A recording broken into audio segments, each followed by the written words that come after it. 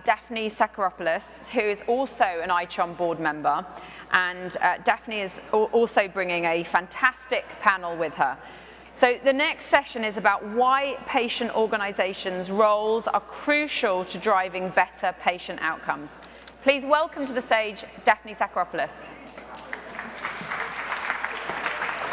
Thank you. Hey, come on up. So look at custom All right, good morning, and thank you, Suzanne. So as Suzanne mentioned, I'm Daphne Sakharopoulos, and I'm just honored to be here today as a member of ICHOM's board. So today, where did Alan go? We need to get Alan up here. Today, we are going to talk about, sorry? Where do you want me? All right, we're going to talk about patient organizations today and the crucial role that they play in driving outcomes measurement. Before we get started, I wanted to reflect on last night's dinner, where Professor Elizabeth Teisberg told us her story of how she came to work in value-based care. And I didn't know this until I heard her last night. She told us about an experience she had with the healthcare system when she was expecting her baby, ultimately her son, and how she felt failed by the experience, failed by the lack of data, failed by frankly, the entire system. And that led her to her research, her work, which ultimately resulted in the seminal publication that she co-authored with Michael Porter on redefining healthcare. And I just thought it really struck me how this all started, right? It all started with a patient. So with that, I want to switch gears from that incredible session on technology and shift more directly to the patient perspective. Ultimately, the reason we are all here. I'm thrilled to have 5 representatives from 5 extremely varied patient organizations, 2 of them here in person and 3 here remotely, who we can see on the big screen there. So we have Kelly Page with Movember. We have Alan Bulk with the National Patient Advocate Foundation. Kira Drohan joining us virtually from the European Federation of Crohn's and Ulcerative Colitis Association. Theo Koster with Andrea, and also a board member of the Linnaean Group, who we've been privileged to hear from as well over the last few days. And Judith Takas with the Canadian Cancer Society. So welcome, everyone. And what I'm going to ask our panelists to do is, as we get into the discussion, to give a brief introduction to both themselves and to their organizations. I think we're all familiar with Movember at this point, the people who gave us those mustaches in our goodie bags and last night. But I think it's important for all of the panelists to introduce not just themselves, but their organization. All right, so I'm going to kick off and jump into the discussion here. And the first question I'm going to put to Judith with the Canadian Cancer Society.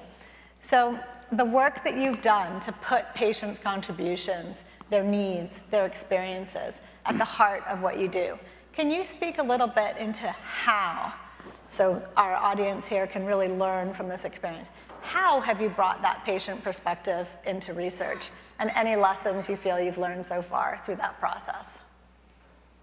Thank you so much, Daphne. I'm excited to share with everyone today and learn from the other speakers as well. So just to start off, my name is Judith. I'm here from the Canadian Cancer Society. I'm a senior manager on the research team. We fund research. We provide targeted support and care, information, and advocacy. So I'll talk a little bit about CCS and then really focus in on the research piece. CCS has a 70-plus year legacy of fueling discoveries and funding what we hope are the brightest minds in cancer research. We are the country's largest national charitable funder of research into 100 types of cancer. We advocate for change in the most pressing areas of cancer policy, including prevention, access, affordability, and support. We provide high-quality cancer information for all people in Canada and promote cancer prevention. And we provide targeted support to help people with cancer, their families, and caregivers cope. We try to take a comprehensive approach against cancer.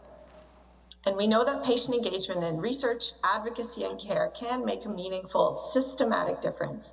And so I'm going to speak about how patient involvement in cancer research and research funding is creating positive change in a culture shift. And for some context, we fund approximately $30 to $40 million of cancer research a year. At the Canadian Cancer Society, we strive to fund scientifically excellent research that maximizes the relevance and impact to people affected by cancer.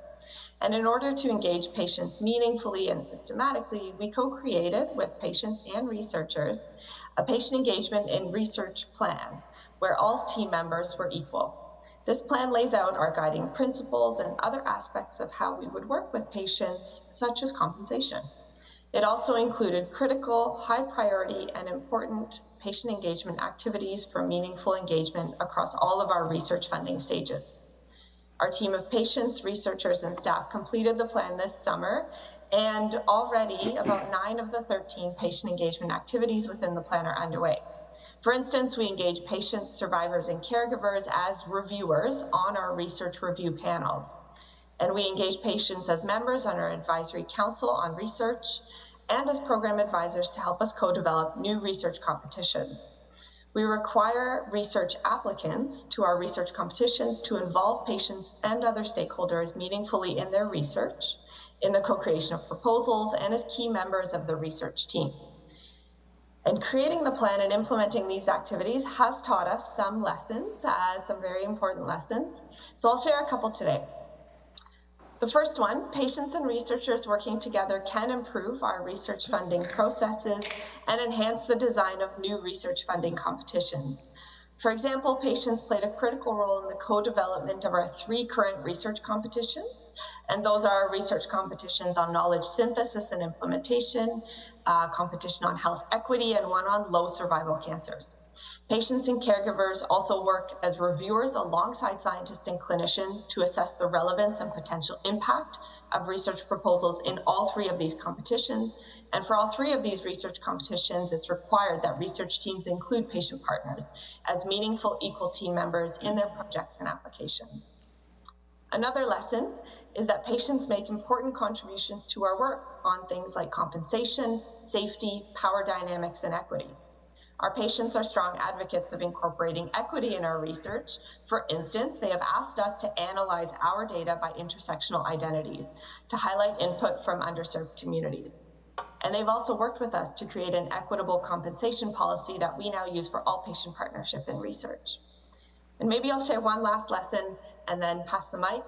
On a micro level, patient involvement has built skill and confidence in research and engagement in our patients, in researchers, and staff.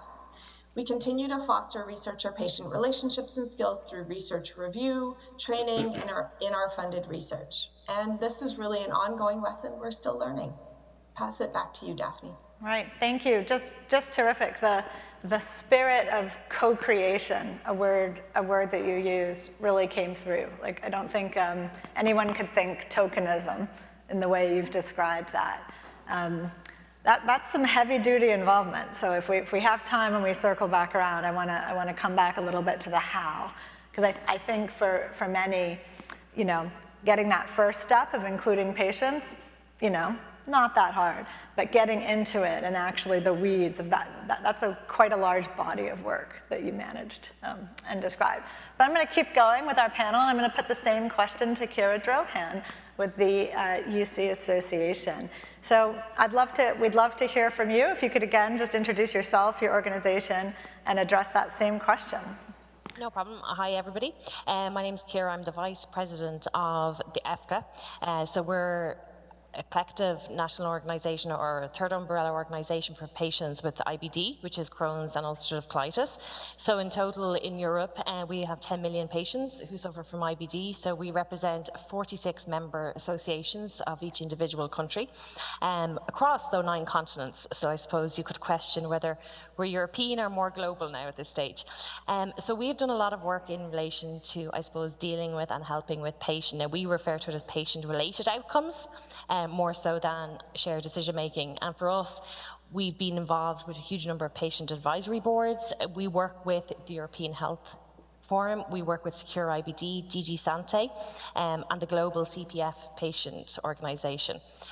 So it has, and we've sat on a number of advisory boards as well. And I suppose, Daphne, just in relation to you, that it's not easy for us, and we've had our challenges along the way on trying to get there, but we now sit on a number of advisory boards, which for us has been a huge battle. But we are there on, I suppose, mirroring what patients want and what clinicians want, and trying to marry them up. And that's why we refer to them as patient-reported outcomes, to allow for that it is the patient has reported it. So currently we sit on the IBD Patient Council. We've been taking part in the Global Patient Summit, Patient Engagement Council, and the International Patient Council as well. So for us, having our voice heard is hugely important. I suppose Rome wasn't built in a day. So that's why we say that it's taken us a while to get there, but we have got there. And I suppose, with what you said, Judith, was that patients involved, their perspectives are being heard, which for us is really, really important. And we have had to trying to marry up that relationship between the clinical side and the medical and the research side. The only way to do that for us is having patients' voices heard and patients sitting at a table. Now, we have noticed it can be extremely difficult because what we as patients think and what clinicians think can be very different. So we've looked at the cost of healthcare, the psychological effects, why we always campaign for a multidisciplinary team for our patients, so that it's the whole patient. It's not just the part of the body that is affected. It is the whole patient that is important.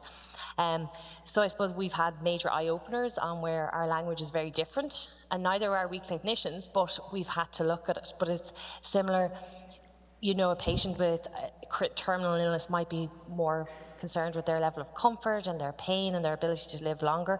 We're trying to live day to day, and our patients are trying to live day to day. So we're looking at the patient satisfaction with clinicians. The quality of life has been a huge focus for us, because different stages of life, it can change, and the focus for the patient changes. So I'm honoured on behalf of EFCA to take part. I'm sorry I can't be in Boston, and I'm dialing in from Ireland. But over to you again, Daphne, then as well. All right, terrific, thank you. I definitely heard you say it's not easy. It's difficult, coordinating across so many different countries and different groups. So thank you for your perseverance. I think what you're showing us is it can be done. It's not trivial, it's not easy, but it can be done. So thank you. All right, I'm going to turn now to Kelly, who's here with us in person, and put the same question to you about the why. Thank you, Daphne, and to ICHOM for allowing us to be part of this conversation. And that there's been so much awareness about Movember these past few days, appreciating that. I think what I wanted to share was maybe a little bit of the origin story of how we came to join forces. And for Movember, our three cause areas really being prostate, testicular cancer, and mental health. In prostate cancer, as Movember grew around the world, we're active fundraising efforts in 19 countries. We have active prostate cancer programs currently in 27 around the world. It became very clear just over 10 years ago how fragmented the collaboration was, and how inconsistent language and data there was around prostate cancer, even though there were really excellent programs being developed. And so when ICHOM and Movember were match made, I'd like to think it was in Germany at the Martini Clinic, it was really with this shared mission of how much stronger we could be if we collaborated together. And so since then, Movember has funded national registries, international registry collaborations with localized and advanced prostate cancer in mind, and with the application of the standard sets. Also requiring and requesting that survivorship initiatives or personalized care initiatives also take on the clinical data set or minimal set, but most importantly across every single one of the programs I've just mentioned is the inclusion of patient-reported outcomes. And so I think about the core proms in the localized prostate cancer set, and that while we're not the only ones supporting the translation and validation of those measures in multiple languages, I think sitting here today, I could say in the last 10 years that's probably been translated into at least 15 other languages than its original English. And how powerful that simple act is. So the why for us as a men's health charity, really being the voice or elevating the voice of the community we serve, is that at multiple levels, whether that's individual behavior change, working with clinicians to improve care, working with health systems to improve care, or now really moving into this conversation around influencing systems change.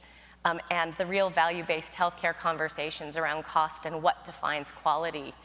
For us, it's championing how important it is that that quality of life and quality of care is really defined by what matters most to patients. And we have to be capturing it to truly know. And at every level, from research to the development of websites and digital health products, to our registries, and that why really needs to be inclusive of patients and their partners and caregivers, and really making sure that at every level, and I like the use of that co-creation and co-design, that that's at the heart of every single thing we do. So. Terrific, terrific. I like the emphasis on the international nature, the understanding of disease, right? There are certainly cultural aspects that might have to be considered, but our ultimate goal here is to learn from each other, not just the EHR of the patient who was seen just before me by the same doctor as Jamie in the previous panel talked about, but we can actually learn across countries too, and listening to the patients that way as well. So thank you. All right, I'm going to turn to Theo, who is joining us remotely as well, and ask him again to just briefly introduce himself, his organization, and to, again, this central first question of the how. Yeah, thanks.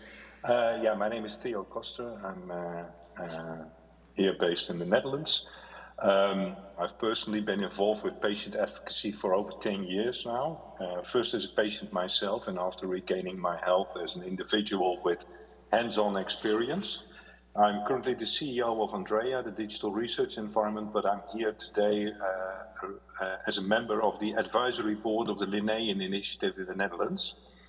And to give you some background on Linnaean, the origin of the Linnaean Initiative was closely intertwined with ICHOM. It was 5 years ago, in 2017, we started at the actual ICHOM conference of 2017.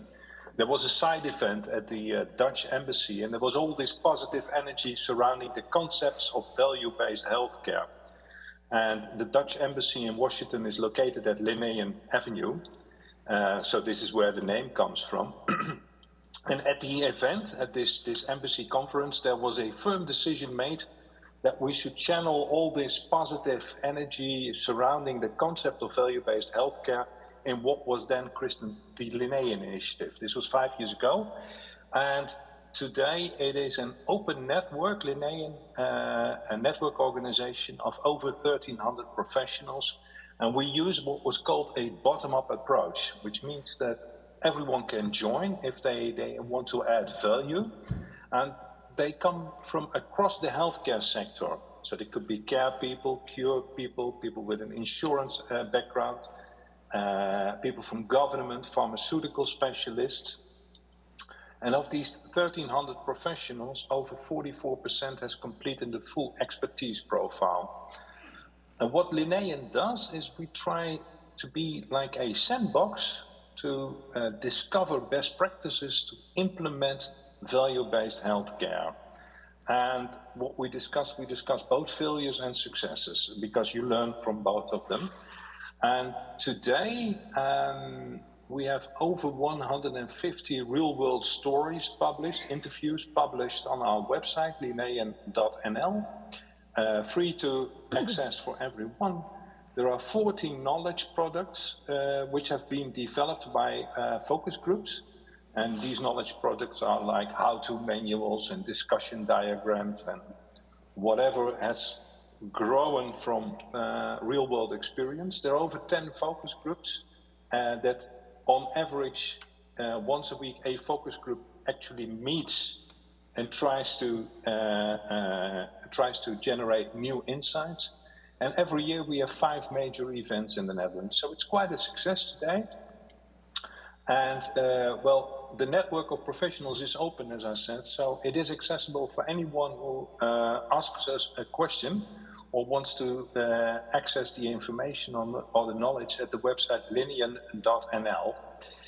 And the first key to success I would like to share with all of you from Linnaean, we discussed this heavily, but I think our strategic value is that we have no financial position nor a political position or ambition in the process. So we are a complete neutral player. We are strictly independent, We are what we call by nature elusive. We don't try to establish a position.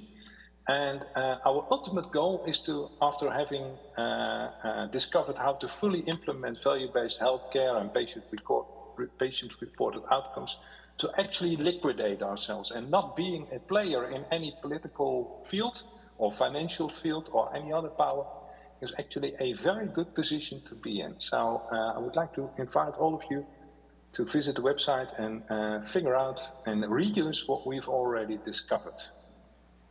Terrific. So you're trying to put yourself out of business by achieving your goals. That's a terrific aspiration. Exactly. Absolutely. I also liked what you said about discovering best practices. I think sometimes people come in and assume the goal is to teach, to instruct, to disseminate the best practice. But I think what you're pointing out is that through the involvement of the patients, we're actually learning, we're discovering, we'll evolve. Not just the standard sets, but the pursuit of quality, the pursuit of that continuous improvement. So thank you. All right, and last but not least, we have Alan here on stage with us. So I'm going to put that same first question to you and also ask you to remind you to introduce yourself and your organization. Sure. So I'm Alan Balch. I'm the CEO of the Patient Advocate Foundation as well as the National Patient Advocate Foundation. Great to see all of you this morning. We're part of the safety net in the U.S. healthcare system. So we provide financial and patient navigation assistance to hundreds of thousands of patients across the U.S. who are primarily low-income patients who are facing social and financial risk. We don't deal with anything clinical. We deal with all the other stuff that we know get in the way of patients and the outcomes that they deserve and they're seeking in their healthcare journey. And then we have a health system change arm, which is the National Patient Advocate Foundation. We actually wrap a health services research infrastructure around the services we provide so that we can learn from those patients that we're helping, what is it like to be a patient facing health inequities and health disparities in the world's most, I would argue, complicated and expensive healthcare system. How can we make that system work better for you?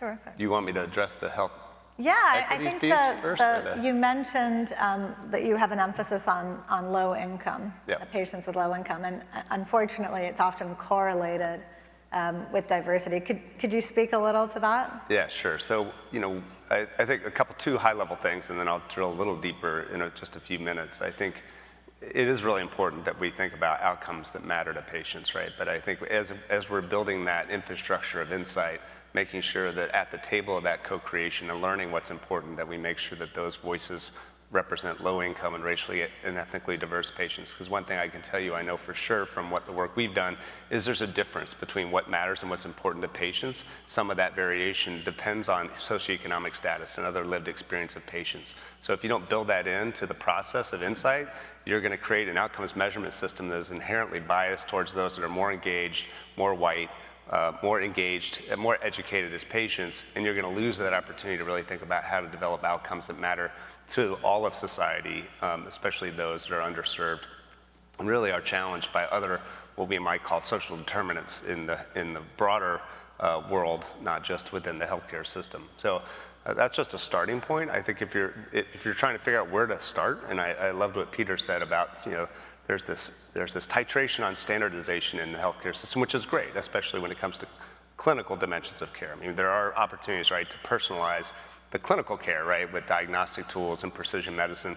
But beyond that, there's a real opportunity to personalize care to the patient outside of the clinical aspects of care. And I think this is really the heart of personalization.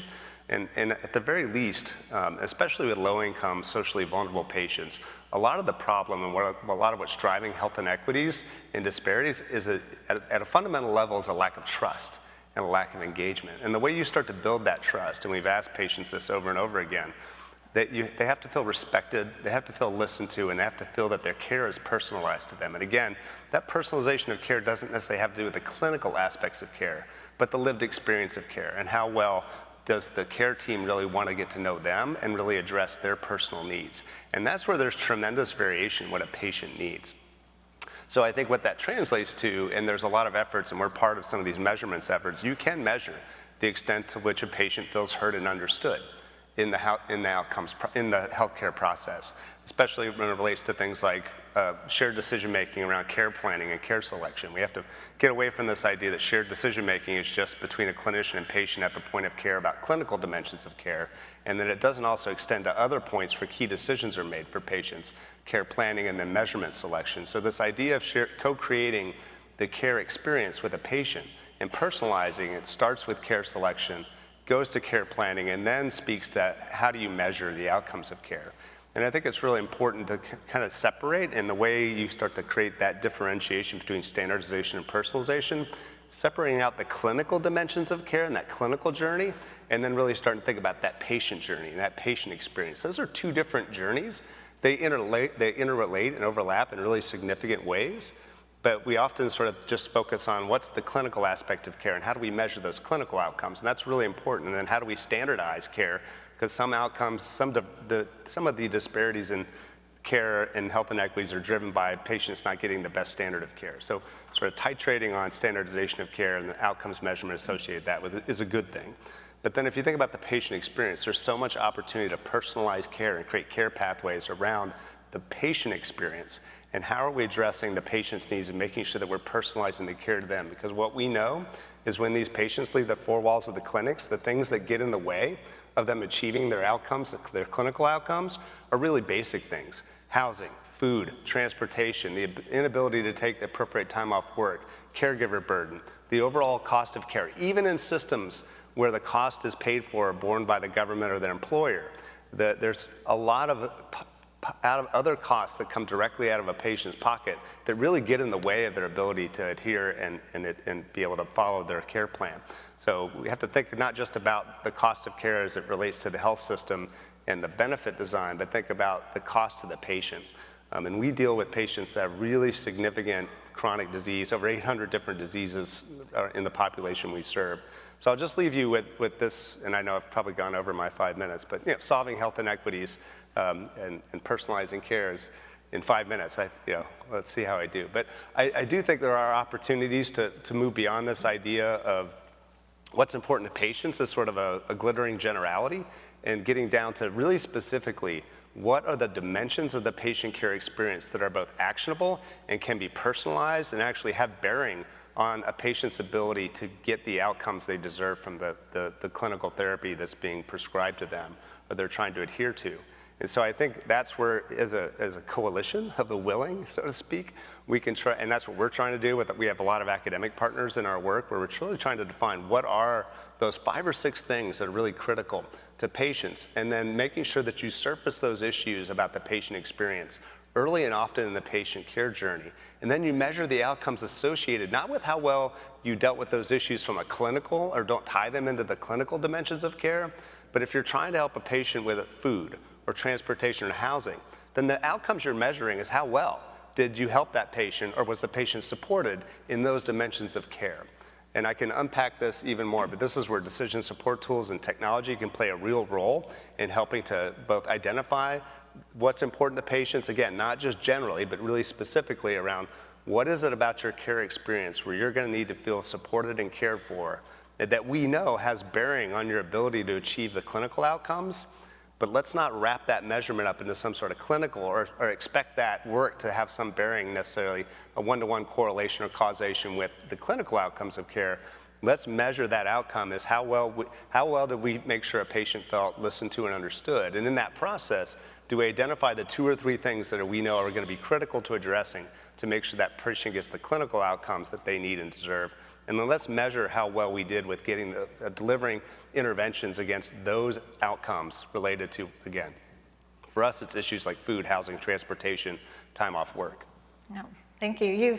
You've reminded me of a long-standing debate with my husband who works in education, and I've spent 20 plus years on the business side of healthcare, at healthcare companies, at startups, patient organizations, but like, could we actually do more to impact healthcare if we fixed education, right? Because as you've reminded us, it's actually life. Yep. It's not actually just the symptoms of your condition that we're trying to address here. It's actually living life to your fullest potential, doing the best you can given your condition. So coming back to this, what you again, I think very eloquently outlined around equity. The underrepresentation of certain groups in clinical research has been extremely well documented. I think everyone has the intention, right, to do better, and I'm sure everyone in this room aspires to. I'd like to put it back to our remote panelists, and Judith, I'm going to pick on you in Canada, where I used to live, and for those who don't know, there is extremely large immigrant populations in Canada. I'm an immigrant myself who lived in Canada for 4 years. But I'd love to hear your take on how do you address this in the work that you're doing? That's a great question, and happy to be picked on. I'll share, I'm also an immigrant in Canada, so this is not uncommon, as you say. But you're right that we have work to do. Many of our, especially our clinical trials, are or have been up until this point largely not as diverse as reflective of the population. And some of the things that we're hoping to do within Canadian Cancer Society are looking to, at this point, make connections and learn from other groups. So we're reaching out to communities to better meet them at their table. So not have them come to our table, a little bit of what Alan was getting at, but what do they need to be able to participate? How do we make systemic changes in our work? How do we, in our case, change how we fund our research so that our researchers can offer opportunities and work as equal team members with people from diverse communities. And we also partner within other organizations. We're working particularly, I'm excited for this one, it's a framework for bringing clinical trial opportunities to rural communities. So this one is, I don't know how unique it is to Canada, but because Canada is so large and there are a large number of rural populations and Indigenous populations in rural areas, we're looking to see how we can bring the opportunity of clinical trials to some of these areas. So we're co-developing a framework with a number of other organizations to make that happen. All right, terrific. And Kira, I'll put the same question to you if there's a nugget you want to add on equity. I'm so glad I didn't have to go after Alan. So I think for us, one of our biggest things about equity is because we represent so many different countries is what we expect, what I might expect in Ireland as a standard of care or quality of life or access to medication isn't what is across every country. And that for us has been a big challenge to look at whether it be government funded or that they can all affect the quality of life for us and a patient outcome report, because it depends on where I'm actually living. So it doesn't even come down to my colour, my anything. There's nothing. It's about where I live, where I have chosen to live and what access I have, and whether my quality of life is higher than others. And that for us is a lot of work we still have to do on trying to standardise things. So we work a lot with the European Parliament and MEPs to try and have, again, the patient's voice at tables where they're making government decisions and European decisions. But it's a real challenge. And Judith, just in relation to your framework, we're looking at this year and next year, our focus is IBD with an age, and one target market we really want to look at is the elder. And I suppose our aging population for our patients with IBD. And we're already trying to think of how can we get that information to them and from them. Because you may not be able to send a link, you may not be able to send a message. So there's a huge amount of factors that come into play. Thank you. And Theo, is anything you'd like to add to this topic? Yeah, well, Linian is of course very much focused on implementing value-based healthcare, so that's our perspective. And we've been working in these 5 years long and hard to actually get patients involved in how to implement these procedures. And the difficult thing is that on the one hand, in the Netherlands, value-based healthcare outcome measurement, patient advocacy is by now a formal policy by the Ministry of Healthcare. Yesterday, Minister Ernst Kuipers actually spoke about that. And there is a sector-wide agreement. And in the first line, in the first sentence of this sector-wide agreement, there's patient involvement mentioned. So it is on the procedural and political agenda. Of course, Linian comes from implementing bottom-up. And well, from private experience and through Berlin, I can confirm that if a patient is able to discuss his own